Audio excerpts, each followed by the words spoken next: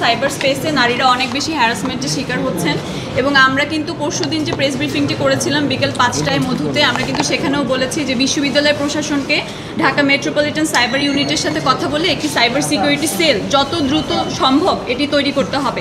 এবং একই সাথে আমরা আরও কিছু কনসার্নিং বিষয় খেয়াল করেছি, সেটা হচ্ছে আমাদের ঢাকা বিশ্ববিদ্যালয় থেকে যে ভোটার তালিকাটি প্রকাশ করা হয়েছে সেখানে কিন্তু সবার তথ্যসমূহ উন্মুক্ত রয়েছে এবং ছবি সহ, এবং যে কেউ চাইলেই কিন্তু এই তথ্য ডাউনলোড করে নিতে পারছে।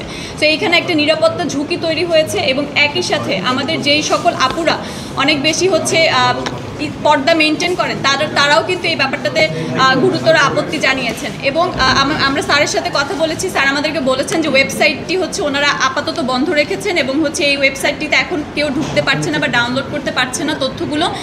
কিন্তু এটা স্যার মাত্রই আমাদেরকে জানিয়েছেন, এটা আমাদের একটা আবার চেক করতে হবে যে এটিকে আসলেই এমন কিনা। এবং আমরা ওনাদেরকে অনুরোধ করেছি যে যেই সকল শিক্ষার্থী চাচ্ছে না ওনাদের তথ্য বা ওনাদের ছবি বাহিরে আসুক, ওনাদের তথ্যগুলো যাতে সরিয়ে নেওয়া হয় যত দ্রুততম সময়ের মধ্যে সম্ভব হয়।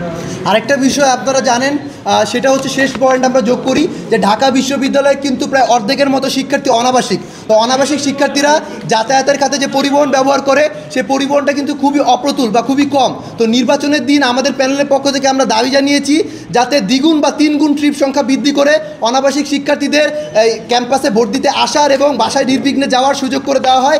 আমাদের বিশ্ববিদ্যালয় প্রশাসন এবং আমাদের নির্বাচন কমিশন আশ্বস্ত করেছে তারা এই সুযোগটা করে দেবে। এখনো পর্যন্ত তাদের পক্ষ থেকে যারা আচরণবিধি লঙ্ঘন করেছে তাদের বিরুদ্ধে কিন্তু ন্যূনতম কোনো পদক্ষেপ গ্রহণ করা হয়নি। এই বিষয়টি নিয়ে আমরা প্যানেল হতাশা প্রকাশ করছি, উদ্বেগ প্রকাশ করছি এবং এর মাধ্যমে কিন্তু নির্বাচনের লেভেল প্লেইং ফিল্ড নষ্ট হচ্ছে এবং নির্বাচন অবাধ এবং সুষ্ঠু হবে কিনা সেটা নিয়ে আমরা শঙ্কা প্রকাশ করছি। একই সাথে আমরা বেশ কিছু যৌক্তিক দাবি করেছি, কিন্তু সেই যৌক্তিক দাবি প্রশাসনের পক্ষ থেকে এখনও আমরা ইতিবাচক কোনো সাড়া পাইনি। যার মধ্যে একটি আপনারা জানেন যে আমাদের নীলক্ষেতের ওপাশে যে দুটি হল রয়েছে মেয়েদের হল, ওই দুটি হল কুয়েত পত্রী হল এবং ফজিলাতুন্নেসা হল, তাদের যাতে ভোটদানের সুবিধার জন্য আমরা কিন্তু ওইখানের যে একাডেমিক বিল্ডিংটি রয়েছে সেখানে আমরা ভোট কেন্দ্র দেওয়ার কথা বলেছি। কিন্তু বিশ্ববিদ্যালয় প্রশাসন বারবার বলছে তারা কিন্তু বিশ্ববিদ্যালয় ক্লাবে কিন্তু সেটা দিবে। আমরা দুটি বিষয় মনে করি, একটি সেটি হল থেকে দূরে হওয়ায় নারী শিক্ষার্থীদের সমস্যা হবে এবং একই সাথে ওইটা কিন্তু আমাদের শিক্ষার্থীদের জন্য কমফোর্টেবল কোনো জায়গা না, ওইখানে কিন্তু আমাদের শিক্ষার্থীদের কোনো যাতায়াত নেই।